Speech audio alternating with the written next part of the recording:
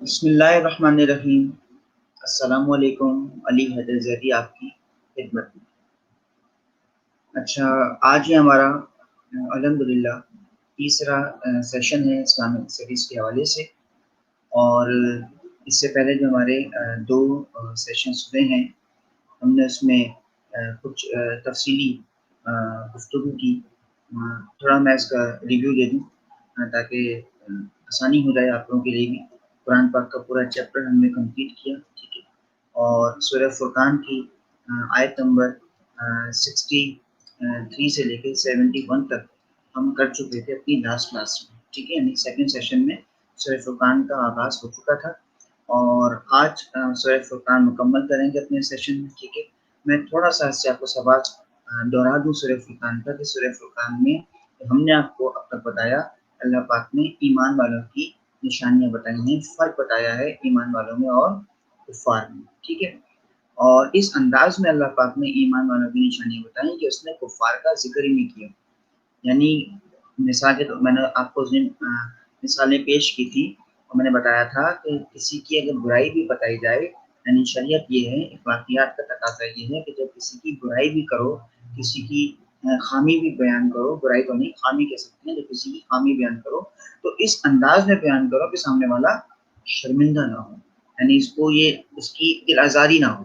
वो अंदर अंदर ही अंदर महसूस करे कि मेरे अंदर ये कमी है, मुझे इसको पूरा करना चाहिए, ठीक है। तो आज अपने सिलसिले को हम आगे बढ़ाते हैं और आयत नंबर 72 से आज हम आगाज़ कर रहे हैं वापस सूरह फुरकान का और आज इस सेशन में इसको हम कंप्लीट करेंगे, ठीक है जी। अच्छा जी, बिस्मिल्लाहिर्रहमानिर्रहीम। वल्लज़ीना ला यशहदूना वल्लज़ीना ला यशहदूना अज़्ज़ूर व इज़ा मर्रू बिल्लग़्वी मर्रू किरामा वल्लज़ीना इज़ा ज़ुकिरू बिआयाति रब्बिहिम लम यख़िर्रू अलैहा सुम्मन व उम्याना वल्लज़ीना यक़ूलूना रब्बना हब लना मिन अज़वाजिना व ज़ुर्रिय्यातिना क़ुर्रता अ'युनि वजअलना लिलमुत्तक़ीना इमामा। यानी कि तर्जुमा ये है कि और वो झूठी गवाही नहीं देते और बेमकसद काम के पास नहीं जाते और ना उनका उससे गुज़र होता है और इज़्ज़त वक़ार के साथ गुज़र जाते हैं। और जब उन्हें उनके रब की आयात से नसीहत की जाती है, तो वो उन पर बहरे और अंधे होकर नहीं गिर पड़ते। और वो जो कहते हैं, ऐ हमारे रब, हमें अपनी बीवियों और औलाद से आँखों की ठंडक अता फ़रमा और हमें परहेज़गारों का पेशवा बना दे। अच्छा, आपकी याद दहानी के लिए बता दूँ कि जब हमने अपनी पिछला सेशन आपका लिया था सूरह फुरकान के हवाले से, तो उसमें ईमान वालों की निशानियाँ थी, ठीक है? और यकीनन आपके ज़हन-नशीं होंगी, हमने आपको पॉइंट्स की सूरत में बताया था कि 9 निशानियाँ गिनवाई थी सूरह फुरकान के हवाले से, ठीक है? तो आज यकीनन उसके बात को हम आगे बढ़ा रहे हैं और मज़ीद अल्लाह पाक सूरह फुरकान की रोशनी में ईमान वालों की निशानी बता रहा है कि ईमान वालों की निशानी ये है, जो साहिब ईमान होता है, उसकी निशानी एक ये है कि वो कभी झूठी गवाही नहीं देते।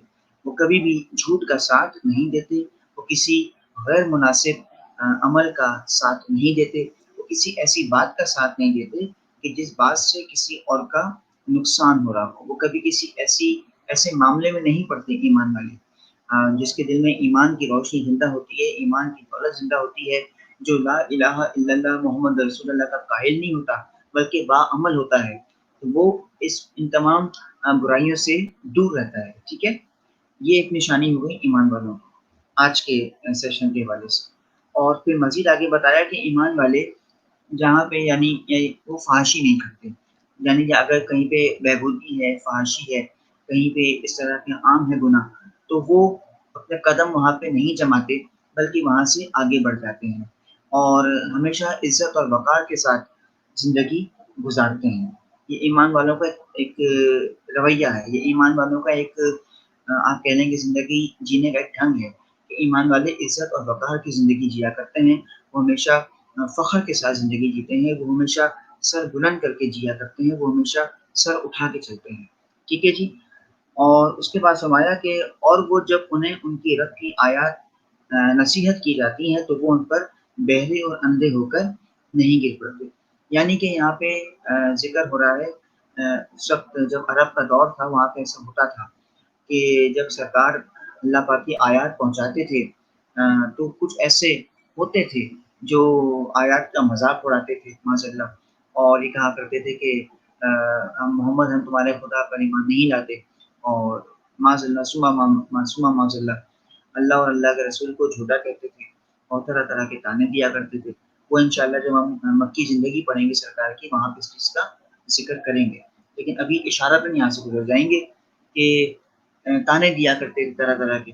لیکن جو ایمان والے ہوتے ہیں ان کے بارے میں بتایا جا رہا ہے کہ جب انہیں رب کی آیات، رب کے احکامات سنائے جاتے ہیں تو یہ اس پہ لبیک کہتے ہیں، کبھی بھی اس پہ لڑکھڑاتے نہیں ہیں، کبھی آگے سے بحث ایسا نہیں کرتے، یعنی کہ بس کیا کیوں اگر مگر کچھ نہیں۔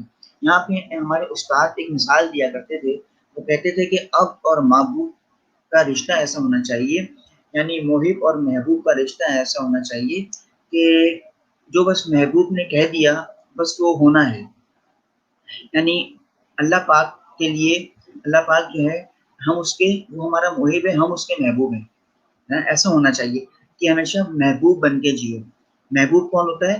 کہ جس کو چاہا جاتا ہے، جیسے اللہ پاک کے رسول اللہ کے محبوب ہیں، اللہ ان کو چاہتا ہے، تو ہمیں بھی محبوب بن کے جینا ہوگا کہ ہمیں اللہ پاک چاہے۔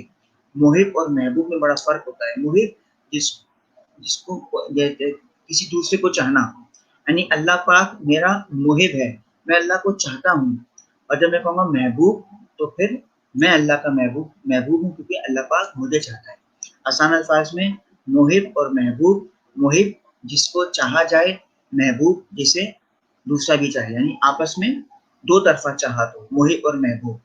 تو ہمارے استاد وہاں پہ مثال دیا کرتے تھے لیلا مجنوں کی، حالانکہ یہ تو ایک افسانہ ہے، من گڑت ہے، پھر بھی مثال دیتے تھے کہ ایک دفعہ مجنوں گزر رہا ہے اور وہ کہتا جا رہا تھا کہ رات ہو رہی ہے، رات کا پہر ہے، تو لوگوں نے کہا کہ کیسا دیوانہ ہے، کتنی کڑکتی ہوئی دھوپ ہے، گرمی کی شدت ہے، کہہ رہا ہے کہ رات ہے۔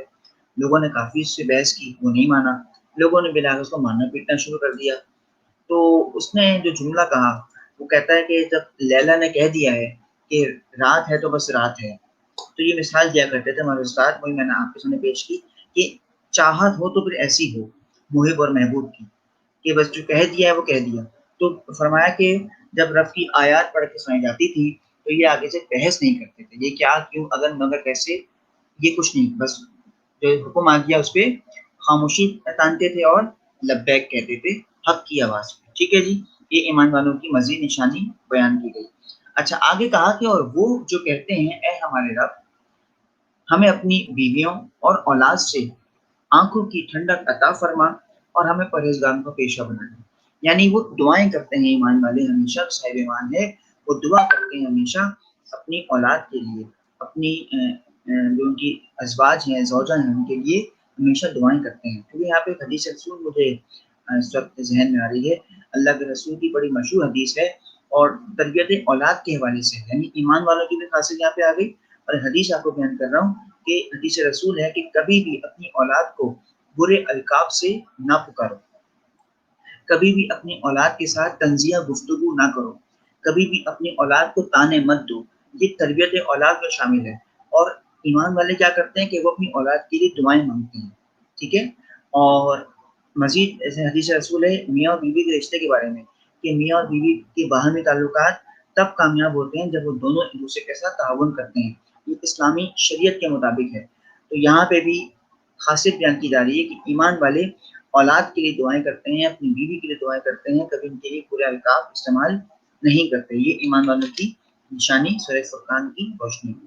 ٹھیک ہے جی، اور آگے بڑھتے ہیں، اور یہ ہمارے پاس جو مزید آگے آیت آ رہی ہے، آیت نمبر 75، ٹھیک ہے، 75 76 77 آخر 3 آیات کہ اولئک یجزون الغرفۃ بما صبروا ویلقون فیہا تحیۃ و سلامہ خالدین فیہا حسنت مستقر و مقامہ کل ما یعبو بکم ربی لولا دعاؤکم فقد کذبتم فسوف یکون لزاما۔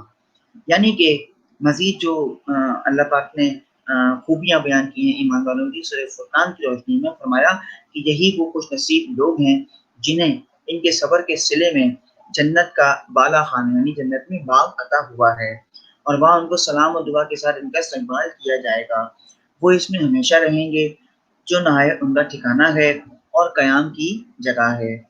اور کہہ دیجئے میرے رب کو تمہاری کچھ پرواہ نہیں، اگر تم عبادت نہ کرو، تم جھٹلاؤ، اور ان قریب تمہارے لیے نہ چھپنے والے عذاب کی شکل میں ہوگا۔ اب یہاں پہ 3 باتیں ہیں۔ پہلی جو صرف بتائی جا رہی ہے ایمان والوں کی خوبی بتائی جا رہی ہے وہ یہ کہ ایمان والے ہمیشہ صبر کرتے ہیں، اور قرآن پاک کی بڑی مشہور آیت ہے ان اللہ مع الصابرین، اللہ پاک صبر کرنے والے کو دوست رکھتا ہے، ٹھیک ہے۔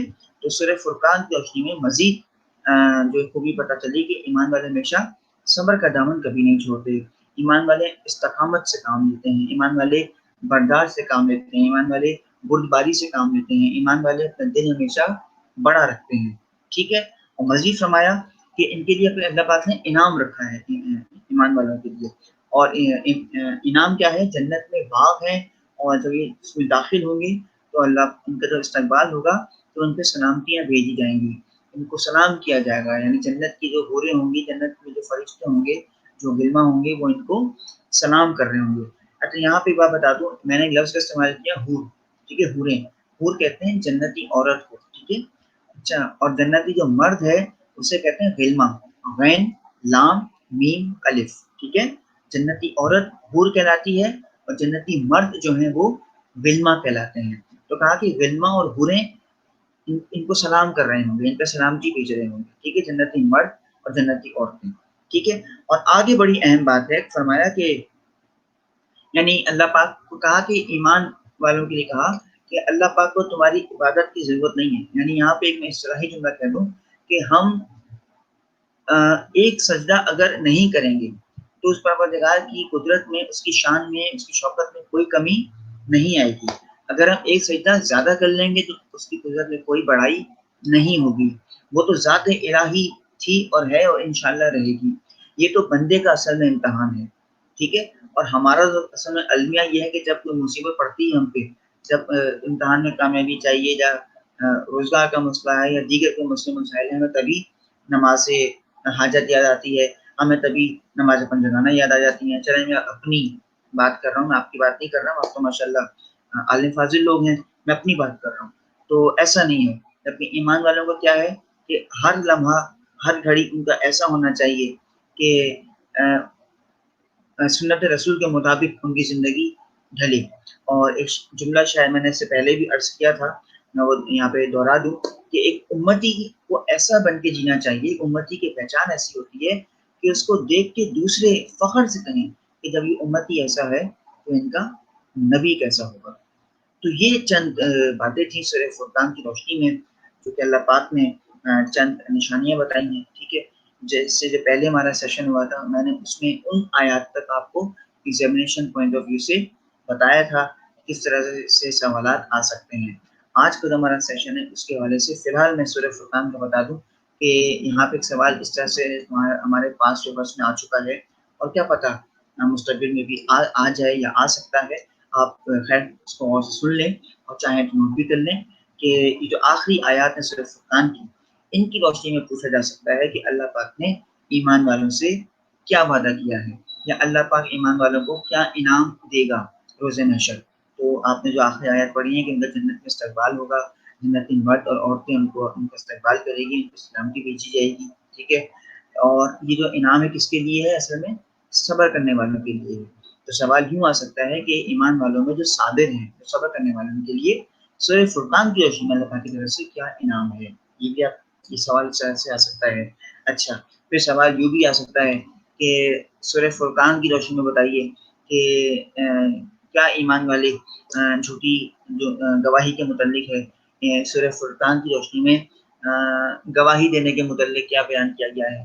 تو اس میں بھی آپ کو ہم نے بتایا کہ سورہ فرقان میں اللہ پاک فرما رہا ہے کہ اس کی روشنی میں ایمان والے جھوٹی گواہی نہیں دیتے۔ اس سے مراد یہاں پہ یہ ہے کہ وہ کسی برے کا ساتھ نہیں دیتے۔ یہاں پہ صرف گواہی کا مطلب یہ نہیں ہے، یعنی اگر اس کے معنی ہم مزید وسیع کریں، ٹھیک ہے، تو یہ نہیں ہے کہ منہ سے جا کے عدالت میں کھڑے ہو کر گواہی دے دی، کچھ اس سے مزید معنی یہ بھی نکلتے ہیں کہ برائی میں کسی کا ساتھ دینا، ٹھیک ہے، اور اس بات کو بڑھانا، گناہ کو بڑھانا، گناہ کی پاداش میں مزید اس کو دھکیل دینا، یہ بھی اس میں شامل ہے۔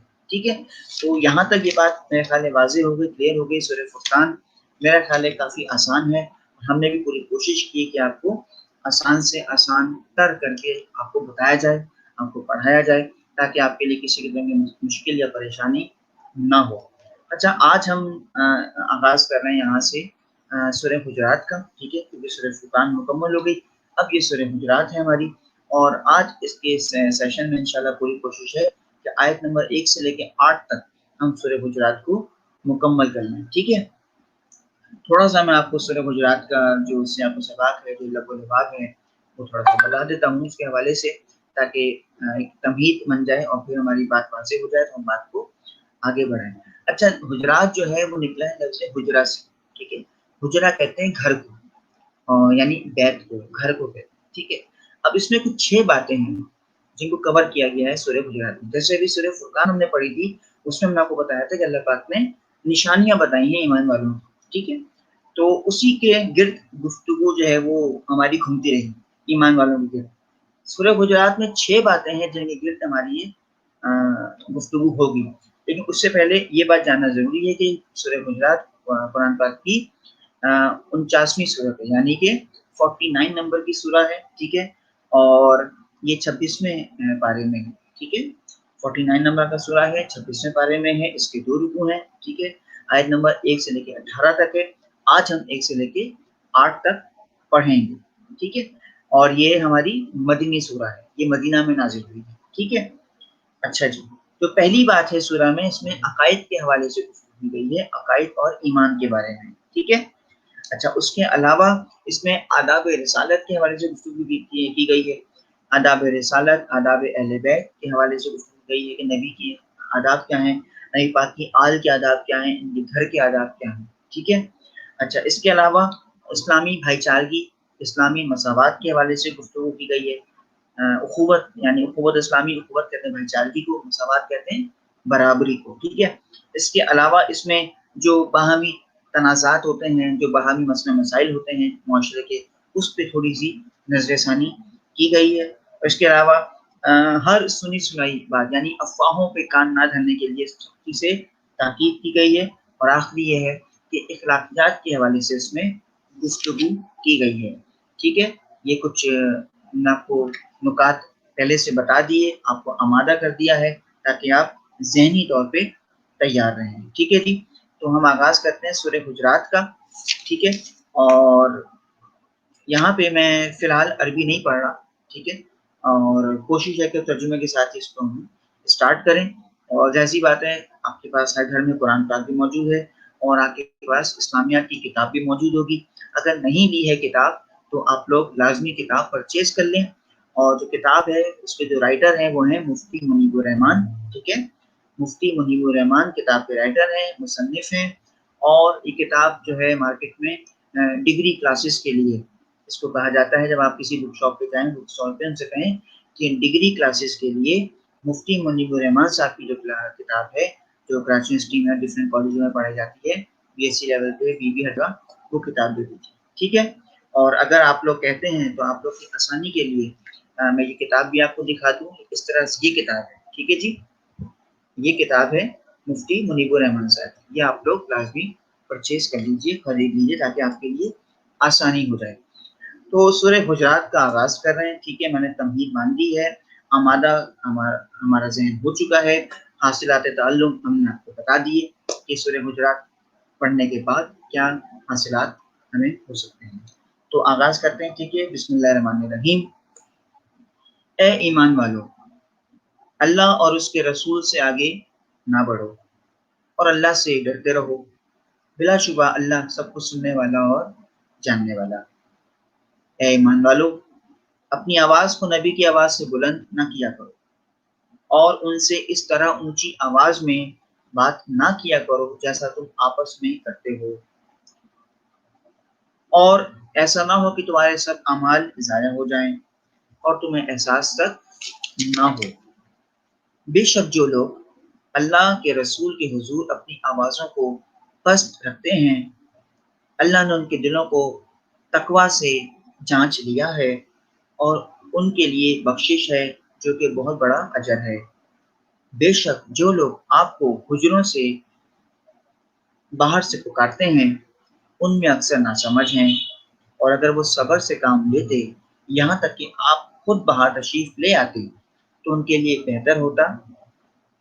اللہ بخشنے والا اور مہربان ہے۔ یہاں پہ آپ نے غور کرنا ہے کہ ان 5 آیات میں، یہ میں نے 5 آیات کا ترجمہ پڑھا ہے آپ کے سامنے، ان 5 آیات میں بڑی اہم باتیں اللہ پاک نے بتائی ہیں جو آداب کے حوالے سے، ٹھیک ہے۔ پہلی کیا ہے کہ اچھا میں یہ بھی دوبارہ یاد دلا دوں کہ اس سے پہلے میں نے آپ کو 6 نکات بتا دیے ہیں کہ ان کے گرد ہماری جو ہم محو گفتگو رہیں گے وہ 6 نکات ہیں، ٹھیک ہے۔ ان میں سے ایک کیا ہے؟ آداب رسالت۔ یہ فرما رہا ہے اللہ پاک، فرما رہا ہے کہ اے ایمان والوں کو اللہ پاک تنبیہ کر رہا ہے، ایمان والوں کو اللہ پاک خبردار کر رہا ہے، ٹھیک ہے۔ ایک اصول میں آپ کو بتا دوں کہ جب بھی آپ قرآن پاک پڑھتے ہیں اس میں جب ترجمہ خاص طور پہ ہم جب دیکھتے ہیں ترجمے میں، اچھا میں ہمیشہ کہا کرتا ہوں کہ خدا کے واسطے قرآن پاک کو صرف پڑھنا نہیں ہے، قرآن پاک کو سمجھ کے پڑھنا ہے، ٹھیک ہے، اور عمل کرنے کی کوشش کرنی ہے۔ چاہے ہم جو کوشش کر سکتے ہیں، فی الحال عمل کرنے کی کوشش کیجیے۔ خیر، جب ہم پڑھتے ہیں جب ہم ترجمہ دیکھتے ہیں تو ہم جہاں جہاں دیکھتے ہیں ایکسپلینیشن مارک ہوتا ہے، جہاں جہاں ایکسپلینیشن مارک ہوتا ہے اس کا مطلب یہ ہوتا ہے کہ یہاں پہ مخاطب کیا جا رہا ہے اور یا تنبیہ کی جا رہی ہے یا خبردار کیا جا رہا ہے، ٹھیک ہے۔ تو اے ایمان والو، اللہ پاک خبردار کر رہا ہے، یہاں پہ تنبیہ کر رہا ہے اور فرما رہا ہے کہ اللہ اور اس کے رسول سے آگے نہ بڑھو، اللہ سے ڈرتے رہو، بلا شبہ اللہ سب کو سننے والا جاننے والا۔ اب یہاں پہ اللہ کے رسول سے آگے بڑھنے سے کیا مراد ہے؟ چلو ایک بات یہ تو سمجھ میں آ گئی کہ اللہ کے رسول سے آگے نہیں بڑھنا، یعنی ایک مثال کے طور پہ ہم نے ان کے آگے سے نہیں نکل جانا، مثال سمجھ آ گئی۔ چلو اس وقت کے مسلمانوں سے کہا گیا ہوگا اللہ سے آگے نہیں بڑھنا، اس سے کیا مراد ہے؟ تو اس سے مراد یہ ہے اللہ اور اللہ کے رسول سے آگے نہ بڑھنا۔ یہاں پہ مراد یہ ہے کہ اللہ پاک نے قرآن پاک نازل کیا ہے، سنت رسول نازل کی ہے، ٹھیک ہے، ہمارے پاس قرآن ہے اور سنت ہے۔ جو احکامات اللہ پاک نے قرآن پاک میں نازل فرما دیے ہیں، جو تعلیمات ہمیں سرکار ختم مرتبت نے عطا کر دی ہیں، ہم تک پہنچا دی ہیں، ہمارا فرض ہے کہ ہم نے ان تک ہی رہنا ہے، ہم نے ان سے آگے نہیں بڑھنا، نہ ایک قدم پیچھے ہٹنا ہے نہ ایک قدم آگے بڑھانا ہے۔ مثال کے طور پہ سرکار نے فرمایا، ایک طریقہ ہمیں بتا دیا ہے کہ فجر کی 2 رکعت ہیں فرض، ٹھیک ہے، اب ہمیں 2 رکعت ہی پڑھنی ہے، ہمیں اپنی مرضی نہیں کرنی۔ ہمیں کہہ دیا گیا ہے کہ بھائی جب نماز پڑھو تو سورہ فاتحہ میں فرض ہے پڑھنا پہلی دوسری رکعت میں، ہے نا۔ اب اس کا مطلب یہ قطعی نہیں ہے کہ ہم اپنی آسانی کے لیے جو ہے وہ کوئی بھی سورہ پڑھ لیں، ایسا نہیں ہے۔ تشہد ہے، رکوع ہے، سجدہ ہے، قیام ہے، تکبیر ہے، یہ سب جو ارکان ہیں نماز کے، یہ ایک طریقہ بتا دیا سرکار نے، سنت ہے، اس میں ہم رد و بدل نہیں کر سکتے۔ قرآن پاک میں اللہ پاک نے جینے کا پورا ڈھنگ دے دیا ہے، پورا طریقہ بتا دیا ہے، ہم اس میں رد و بدل نہیں کر سکتے۔ اللہ پاک نے جینے کے اصول دے دیے ہیں قرآن پاک میں کہ اس کو پڑھو، اس میں تحقیق کرو، اس میں تدبر کرو، اس میں غور و فکر کرو۔ ہم اپنے مطلب سے، اپنی آسانی سے اس میں کسی قسم کا کوئی رد و بدل نہیں کر سکتے۔ تو یہاں پہ مراد کیا ہے؟ اللہ کے رسول سے آگے نہ بڑھو، مطلب کہ قرآن پاک اور سنت جیسی تمہارے پاس آئی ہے اللہ کی طرف سے، اللہ کے رسول کی طرف سے، اس پہ ویسے ہی قائم رہو، اپنی طرف سے، اپنے پاس سے، اپنی آسانی کے لیے اس پہ رد و بدل قطعی نہ کرو، ٹھیک ہے۔ ظاہر یہ بات ہے جب انسان قرآن پاک میں یا حدیث میں کسی قسم کا رد و بدل نہیں کرے گا تو آگے فرما رہا ہے کہ اللہ سے ڈرتے رہو، اس کے دل میں اللہ کا خوف ہوگا، خشیت الہی ہوگی، تو کبھی بھی ایسا کام ایک مسلمان، ایک صاحب ایمان نہیں کرے گا، ٹھیک ہے۔ بلا شبہ اللہ سب کچھ سننے والے اور جاننے والا، اللہ پاک سب کچھ سنتا ہے، سب کچھ دیکھتا ہے، سب کچھ جانتا ہے، جو کچھ تم کرتے ہو، جو کچھ تم کہتے ہو، ٹھیک ہے۔ دوسری اہم بات جو سورہ حجرات میں اللہ پاک بتا رہا ہے کہ اے ایمان والو، اچھا یہ دیکھیے پھر تنبیہ کر رہا ہے، پھر خبردار کر رہا ہے کہ اے ایمان والو، اپنی آواز کو نبی کی آواز سے بلند نہ کیا کرو، ان سے اس طرح اونچی آواز میں بات نہ کیا کرو جس طرح تم آپس میں ایک دوسرے کے ساتھ کرتے ہو، ایسا نہ ہو کہ تمہارے ساتھ اعمال ضائع ہو جائیں اور تمہیں احساس تک نہ ہو۔ یعنی یہاں پہ نبی پاک کے حوالے سے کچھ آداب بتائے جا رہے ہیں، کچھ اخلاقیات بتائی جا رہی ہیں، کچھ تہذیب بتائی جا رہی ہے، تمیز بتائی جا رہی ہے، ادب بتایا جا رہا ہے کہ نبی کا ادب کیا ہے کہ نبی کی آواز کے آگے اپنی آواز کو نیچا رکھو، سرکار کا جو خود کا ایک معیار تھا، اور کتابوں میں لکھا ہے، روایات میں ہے، تاریخ میں ہے کہ آپ ہمیشہ لہجہ دھیما رکھتے تھے، آپ کبھی کسی سے اونچی آواز میں بات نہیں کرتے تھے، ہمیشہ کوشش ہوتی تھی کہ آپ سر جھکا کے ہی بیٹھتے تھے، بہت کوشش ہوتی تھی کہ آپ نظریں جھکا کے بات کرتے تھے، اور روایات میں ہے، تاریخ میں ہے کہ آپ نے کبھی بھی کسی کو، سامنے کوئی آ رہے چلتا ہوا تو آپ نے کبھی کسی کو ایسے اشارے سے نہ یوں نہیں بلایا، بلکہ آپ نے بڑی ادب سے، یعنی اس کا احترام کر دیا، چاہے چھوٹا آ رہا ہو، چاہے کوئی بڑا ہو، چاہے عمر میں کوئی چھوٹا ہو، کبھی بھی کسی کو ایسے ہاتھ سے اشارے کر کے نہیں بلایا، یہ اخلاقیات ہے۔ تو یہاں پہ بتایا کہ اپنی آوازوں کو نبی کی آواز سے اونچا نہ کرو، ایک نبی کا مقام ہے، ایک نبی کا مرتبہ ہے، تو تم نے اس مرتبے کو، اس عزت کو برقرار رکھنا ہے، غلطی سے بھی اپنی آواز کو پاک نبی کی آواز سے اونچا نہیں کرنا، ٹھیک ہے؟ یہ دو باتیں ہو گئیں۔ تیسری بات ہمارے پاس جو آ رہی ہے اس حوالے سے کہ بے شک جو لوگ اللہ کے رسول کے حضور اپنی آوازوں کو پست رکھتے ہیں، اللہ نے ان کے دلوں کو تقویٰ سے بھر دیا ہے، اور اللہ پاک بخشنے والا ہے، بڑا اجر دینے والا ہے۔ پیچھے کیا کہا؟ پیچھے خبردار کیا، تنبیہ کری، ٹھیک ہے، کہ خبردار اگر تم نے اللہ کے رسول کی آواز سے اپنی آواز کو اونچا کیا، ٹھیک ہے، وہ بتا دیا، اور یہاں پہ ایک انعام بتا دیا کہ جو ایسا نہیں کرے گا، جو اپنی آواز کو ایسا یعنی اونچا نہیں کرے گا نبی کی آواز سے، تو کہا کہ ان کے دلوں کو تو اللہ نے چن لیا ہے، کس کے لیے؟ تقویٰ کے لیے، پرہیزگاری کے لیے، اللہ نے ان کو متقی بنا دیا ہے، ان کے دلوں کو تقویٰ سے اللہ پاک نے بھر دیا ہے، ٹھیک ہے، اور ان کے لیے بہت بڑا اجر ہے، یہ انعام ہے ان کے لیے، جن کے دلوں کو اللہ پاک نے تقویٰ سے بھرا ہے، جن کے دلوں کو خوف الہی سے بھرا ہے، پرہیزگاری سے بھرا ہے، یہ بہت بڑا انعام ہے ان کے لیے اللہ پاک کی طرف سے۔ یعنی اگر میں یہاں پہ جملہ کہوں، اگر ہم نماز پڑھ رہے ہیں، اگر ہم سجدہ کر رہے ہیں، تو پہلے تو سجدہ شکر جو ہم بجا لاتے ہیں، ہم تو پہلے اس کا شکر ادا کریں کہ اس نے ہمیں توفیق عطا کری ہے، یعنی یہ نماز پڑھنے کی جو اللہ پاک نے ہمیں توفیق عطا کری ہے، پہلے اس کا تو ہم شکر ادا کر لیں، اور جو اس نے ہمیں سجدہ کرنے کی توفیق عطا کی ہے، اس کا شکر ادا کیسے کریں گے؟ تو کہا کہ بھائی ایک سائیکل چل رہی ہے، اس کا شکر تو کبھی ادا ہو ہی نہیں سکتا، لاکھوں کروڑوں سجدے کر لو، اللہ پاک کا ہم شکر ادا کر نہیں سکتے، ہم تو اس بات پہ بھی اس کا شکر ادا نہیں کر سکتے کہ اس نے ہمیں انسان بنایا ہے، ہم تو اس بات پہ بھی اس کا شکر ادا نہیں کر سکتے پورا، تو اس کا حق نہیں ادا کر سکتے کہ اس نے ہمیں صاحب ایمان کے گھر میں پیدا کیا ہے، ٹھیک ہے؟ تو اس لیے یہ اللہ پاک کا بہت بڑا اجر ہے، اس کا تو انعام ہے یہ کہ اس نے تمہارے دل کو ان چیزوں سے دور رکھا ہوا ہے، اس پہ اللہ کا شکر ادا کیا کرو۔ اور پھر چوتھی بات جو آ رہی ہے وہ یہ کہ بے شک جو لوگ آپ کو حجروں کے باہر سے پکارتے ہیں ان میں اکثر نہ سمجھ ہیں، اور اگر وہ صبر کر لیتے یہاں تک کہ آپ باہر تشریف لے آتے تو ان کے لیے بہت اچھا ہوتا، بہت بہتر ہوتا، اللہ پاک بخشنے والا مہربان۔ چوتھی بات یہ بتائی کہ کچھ لوگ اس زمانے میں ایسے تھے کہ باہر آ جاتے تھے، آپ حجرے کے باہر خوب آوازیں مارتے تھے، باہر سے کھڑے کے بلا رہے ہیں، کہیں اگر جانا ہے، کوئی کام ہے، کچھ بھی ہے، تو فوراً ان کے لیے آیت نازل ہوئی کہ ان کو منع کرو کہ یہ آپ کو اس طرح سے حجروں کے باہر سے نہ بلایا کریں، گھر کے باہر سے آوازیں نہ مارا کریں، اور یہ بد اخلاقی ہے، بد تہذیبی ہے۔ میں یہاں پہ ایک بات کہہ دوں آپ کو، اکثر و بیشتر ہم دیکھتے ہیں اپنے یہاں گلی محلوں میں، ہم بہت دیکھتے ہیں، خاص طور پہ فلیٹس میں بہت دیکھتا ہوں چیز کہ اگر کسی کو بلانا ہو، دوست کو یا کوئی گھر کا کوئی آدمی آئے بلا رہے تو نیچے سے کھڑے ہو کے آوازیں مارتے رہتے ہیں اس کو بلانے کے لیے، یا گھر کے باہر کے دوست آ گئے، وہ بھی چیخ رہا ہے، چلا رہے ہیں، باہر سے آوازیں مار رہے ہیں، تو یہ چیز شریعت کی نگاہ میں سخت ناپسند ہے، یہ بد اخلاقی کے زمرے میں آتی ہے، یہ حرکت غیر اخلاقی ہے، یہ بد تہذیبی ہے، یہ بدتمیزی کے زمرے میں شمار ہوتی ہے اسلام کی نگاہ میں، کہ باہر سے جا کے کسی کو آوازیں مارنا، گھر کے باہر کھڑے ہو کے، اور اس کو آواز دے کے اس کو چیخنا چلانا، اس کو باہر بلا رہے ہیں، یہ طریقہ اسلام کا نہیں ہے۔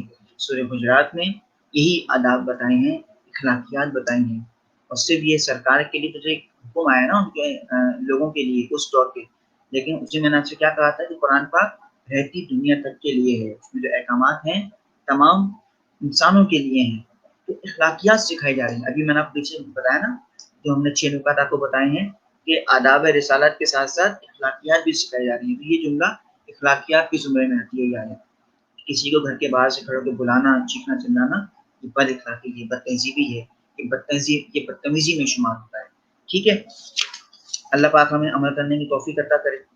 آگے بڑھتے ہیں اور آگے ہمارے پاس آیت نمبر 6، 7 اور 8. اللہ پاک فرما رہا ہے کہ اے ایمان والوں، پھر تنبیہ کر رہا ہے، اے ایمان والوں خبردار کیا ہے، اگر تمہارے پاس کوئی فاسق کسی کی کوئی خبر لے آئے، کوئی بھی ایسی خبر لے کے آ جائے، تو تم پہلے خوب تحقیق کیا کرو، اس کو جانچ لیا کرو، اور ایسا نہ ہو کہ تم لا علمی میں کسی گروہ کو نقصان پہنچا بیٹھو اور پھر خود اپنے پر پچھتانا پڑے. ٹھیک ہے، اور جان لو کہ تم میں اللہ کے رسول تشریف فرما ہیں. اگر وہ اکثر معاملات میں تمہاری بات مان لیں تو تم خود مصیبت میں مبتلا ہو جاؤ، لیکن اللہ نے ایمان کو تمہارے لیے محبوب بنا دیا ہے اور اسے تمہارے دلوں میں مزین کر دیا ہے. کفر، فسق، نافرمانی سے تم کو متنفر کر دیا ہے، یہی لوگ راہ ہدایت پر ہیں. یہ محض اللہ کی فضل و نعمت ہے اور اللہ جاننے والا، حکمت والا ہے. مزید اللہ پاک سورہ حجرات میں تنبیہ کر رہا ہے، خبردار کر رہا ہے. یعنی ابھی بات آ گئی یہاں پہ فاسق کی، کہ ہم نے آپ کو 6 نکات بتائے تھے ابتدا میں، اخلاقیات، ٹھیک ہے، آداب رسالت. ٹھیک، تیسرا آ گیا فاسق. یعنی کہ فاسق کہتے ہیں کسی ایسے شخص کو جو افواہیں پھیلاتا ہے، جو جھوٹی خبریں پھیلاتا ہے. تو کہا کہ اگر کوئی فاسق تمہارے پاس ایسی کوئی خبر لے آئے تو تم پہلے اس کی تحقیق کیا کرو، تم پہلے اس کو جانچ لیا کرو. ٹھیک ہے، یہاں پہ ہوا یہ تھا کہ جب جنگ احد ہوئی تھی اس وقت، تب بھی یہ ایسا سے کیا گیا کہ نبی پاک کی شہادت کی افواہ اڑ گئی تھی، اور اس شہادت کی افواہ کی وجہ سے کیا ہوا تھا کہ مسلمانوں کو ظاہری طور پہ شکست کا سامنا کرنا پڑا تھا. ٹھیک ہے، وہ تو بات الگ ہو گئی، وہ مکی زندگی تھی. یہاں بھی کچھ ایسے ہی ہوا کہ ایک قافلہ ہے وہ جا رہا ہے اور قیام کیا قافلے نے، رات کے وقت سو گئے، تو ایک آواز آئی کہ جلدی بھاگ چلو، دشمن نے حملہ کر دیا، بھاگ چلو، دشمن نے حملہ کر دیا. مسلمان تھے بیچارے، نئے نئے مسلمان ہوئے تھے، معصوم سے تھے، سارا مال و اسباب چھوڑ چھاڑ کے بھاگ لیے. پیچھے سے دشمن آئے، ان کا مال وال لوٹا، جتنا تھا لے کے فرار ہو گئے. تو حالانکہ افواہ یہاں پہ کیا ہو رہا ہے کہ یہ مارنے آئے ہیں، کہ جان سے مار دیں گے، لوٹ لیں گے، کیا ہے اس طرح سے. تو اس پہ فوراً حکم آیا کہ پہلے تحقیق کیا کرو. ٹھیک ہے، پہلے جانچ لیا کرو کہ بات اصل میں ہے کیا.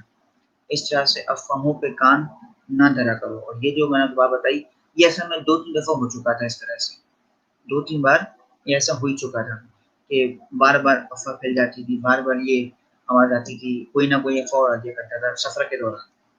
ٹھیک ہے، آگے بڑھتے ہیں. پھر کہا کہ جیسے بھی لکھا ہوا ہے کہ تحقیق کر لیا کرو، ایسا نہ ہو کہ تمہاری لا علمی میں کوئی گروہ تمہیں نقصان پہنچا بیٹھے. ٹھیک ہے، اور تمہیں پچھتانا پڑے. پھر کہا کہ اور جان لو کہ تم میں اللہ کے رسول تشریف فرما ہے. یہ بڑی اہم بات ہے. کیا مراد ہے اس سے؟ اللہ کے رسول تشریف فرما ہے، جان لو. بھائی سورہ حجرات تو ہم سب کے لیے ہے، آج کے مسلمانوں کے لیے بھی ہے، 1400 سال پہلے کے لوگ مسلمانوں کے لیے بھی تھی، آنے والے مسلمانوں کے لیے بھی ہے، پوری دنیا کے لیے ہے. کیا مراد ہے اس سے کہ اللہ کے رسول تشریف فرما ہیں؟ تو اس سے مراد یہاں پہ یہ ہے کہ سنت موجود ہے، سنت زندہ ہے، رسول اللہ کا طریقہ کار ابھی بھی زندہ ہے، اور وہ تعلیمات زندہ ہیں سرکار کی، جس سے ہمیں استفادہ حاصل کرنا چاہیے اور ہم کرتے رہیں گے انشاءاللہ. یہاں پہ یہ مراد ہے اس سے. ٹھیک ہے، کہ رسول اللہ تشریف فرما ہے مطلب ان کا طریقہ بھی زندہ ہے، موجود ہے. جیسے قرآن پاک میں آیا ہے کہ اقیم الصلاۃ، کے نماز قائم کرو. ٹھیک ہے، تو اس کا طریقہ کس نے بتایا؟ سرکار نے بتایا، جو آج تک زندہ ہے. اللہ پاک نے صرف یہ فرمایا کہ رمضان کے روزے رکھو. ٹھیک ہے، اب کب اس کا طریقہ کس نے بتایا؟ سرکار نے بتایا. زکوٰۃ ادا کرو، بھائی کیسے ادا کرو؟ طریقہ سرکار نے بتایا. ٹھیک ہے، حج کا حکم دیا، اب وہ مناسک حج ہیں، پورا طریقہ ہے، کس نے بتایا؟ سرکار نے بتایا. تو ہر چیز کا ایک طریقہ بتایا گیا بعد میں سرکار کے توسط سے، جو کہ سنت ہے اور الحمدللہ وہ آج تک زندہ ہے. ٹھیک ہے, یہ بات یہاں پہ واضح ہو گئی. اور آگے بڑھ جاتے ہیں. پھر فرمایا کہ اگر وہ اکثر معاملات میں تمہاری بات مان لیں تو تم خود مصیبت میں مبتلا ہو جاؤ, لیکن اللہ نے ایمان کو تمہارے لیے محبوب بنا دیا ہے اور اسے تمہارے دلوں میں مزین فرما دیا ہے. فسق, نافرمانی, فجور کو تم سے متنفر کر دیا ہے اور راہ ہدایت پر ہے. ٹھیک ہے, یعنی جو ایمان والے ہیں اللہ پاک نے کیا کیا ہے کہ ایمان والوں کے دل, آپ پہلے پڑھ کے آئے ہیں آیات میں, اللہ پاک نے تقویٰ سے بھر دیا ایمان والوں کے دلوں. تو یہاں پہ فرما رہا ہے کہ اللہ پاک نے یہ انعام دیا ہے ایمان والوں کو, ان کے دلوں کو مزین کر دیا ہے. کس چیز سے؟ ہدایت کی روشنی سے. کفر, فسق, فجور, نافرمانی کو دور کر دیا ہے ایمان والوں سے اللہ پاک نے, اور ہدایت کی روشنی جو ہے اللہ پاک نے اس سے منور فرما دیا ان کے دلوں کو, ان کے وجود کو. ٹھیک ہے جی. اور آخری بات جو ہے کہ یہ محض اللہ کا فضل اور نعمت ہے, اور اللہ جاننے والا, حکمت والا ہے. میں نے پہلے بھی ابھی آپ نے ذکر کیا کہ نعمتوں کا ہونا اپنے پاس یہ اللہ پاک کی ایک نوازش ہوتی ہے, اللہ پاک کی بہت بڑی عطا ہوتی ہے. کسی کے پاس دولت ہے, پیسہ ہے, تو وہ شکر ادا کرے پروردگار کا وہ. اور اگر اللہ کسی کے پاس ایسے کوئی معاملات ہیں, کوئی تنگی ہے, مفلسی ہے, محتاجی ہے, تو وہ صبر کرے. یہ نہیں کہ فوراً شکر شکایتیں شروع کر دیں اگر کچھ نہیں ہے, اور اگر ہے تو نہ شکراپن شروع کر دیں. ایسا نہیں ہے, اعتدال پسندی کے ساتھ زندگی گزاریں. قرآن پاک میں اللہ پاک فرما رہا ہے, میں ایک مثال یہاں پہ دے رہا ہوں کہ ہم بندے کو, یعنی اللہ پاک فرماتا ہے کہ میں کسی بندے کو اس کی برداشت سے زیادہ تکلیف نہیں دیتا. اللہ پاک نے وعدہ کیا ہے کہ میں کسی اپنے بندے کو اس کی برداشت سے زیادہ تکلیف نہیں دیتا. ہاں لیکن اس کی اوقات سے زیادہ اس کو نواز دیتا ہوں.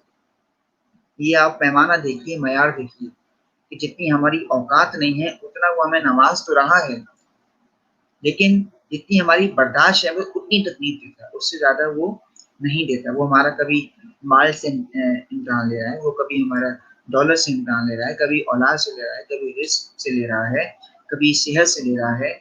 تو ہر معاملے میں صبر و شکر کرنا ہے, کیونکہ اس نے ہمارے دلوں کو مزین کر دیا ہے, نافرمانی دور کر دی ہے ایمان والوں کے دلوں سے. اب جو شخص جان بوجھ کے ایسا کرے وہ ناشکری کے زمرے میں آتا ہے. تو یہ باتیں جو ہم نے آج کے سیشن میں کری, سورہ فرقان کی ہم نے آخری آیات کری, اس کے حوالے سے میں نے آپ کو واضح کر دیا. سورہ حجرات آیت نمبر 1 سے 8 ہم نے کری, اور میں نے جو 6 نکات آپ کو بتائے تھے.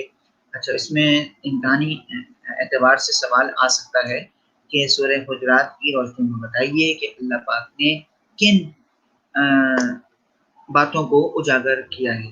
ٹھیک ہے, تو اس میں جو میں نے آپ کو باتیں بتائی تھیں ابھی کہ اس میں اخلاقیات ہے, اس میں فاسق کی بات میں عمل نہ کرنا ہے, اس میں آداب رسالت ہیں, ان میں اخلاقیات ہیں. ٹھیک ہے, یہ باتیں جو ہم نے آپ کو شروع میں بتائی تھیں. اور کچھ جو ہمارے روزمرہ کے معاملات ہوتے ہیں اس کے حوالے سے گفتگو ہے, اور مساوات اور اخوت بھائی چارگی کے حوالے سے گفتگو ہے. ٹھیک ہے, اور پھر سوال کچھ اس طرح سے بھی آ سکتا ہے, جیسے آداب رسالت کے حوالے سے ہم نے پڑھا, ہم نے اخلاقیات کے حوالے سے پڑھا, اس میں فاسق کے بارے میں پڑھا, ہم نے اس میں متقی کے بارے میں پڑھا. اللہ پاک نے متقی کو کیا انعام دیا ہے, تو متقی کو انعام کیا دیا ہے, اس کے دلوں کو منور کر دیا روشنی سے, ہدایت سے, نافرمانی کو دور کر دیا ہے, فسق فجور سے دور کر دیا ہے. ٹھیک ہے, گناہوں سے دور کر دیا ہے. ٹھیک ہے, اس طرح کے سوالات ہمارے ایگزامینیشن پوائنٹ آف ویو سے آ سکتے ہیں. اچھا, اس بات سے بالکل بے فکر ہو جائیے. ابھی ساتھ ساتھ ہم آپ کو نا آخر میں یہ بھی ہماری کوشش ہے کہ اسلامیات کے حوالے سے میں آپ کو ٹاپک وائز کویسچنس ہم آپ کو پرووائڈ کریں گے, شارٹ آنسرز بھی اور لانگ آنسرز کے طور پہ بھی, اور پرانی آیات کے حوالے سے بھی, سورہ حجرات, سورہ فرقان, احادیث کے حوالے سے بھی, کہ کس طرح سے سوالات ایگزامس میں مزید آ سکتے ہیں. ٹھیک ہے, تو ریٹن فارم میں بھی آپ کو دے دیں گے, یہاں پہ بھی آپ کو بتا رہے ہیں. تو کوشش پوری یہی ہے کہ کسی قسم کا کوئی مسئلہ نہ ہو, کوئی پریشانی نہ ہو, اور آپ بھی بخوبی معاملات کو سر انجام دیتے رہیں تاکہ کوئی بھی مسئلہ مسائل آگے پیش نہ آئے. تو اگلے سیشن کے تک کے لیے اجازت دیجیے. جزاک اللہ. اللہ حافظ.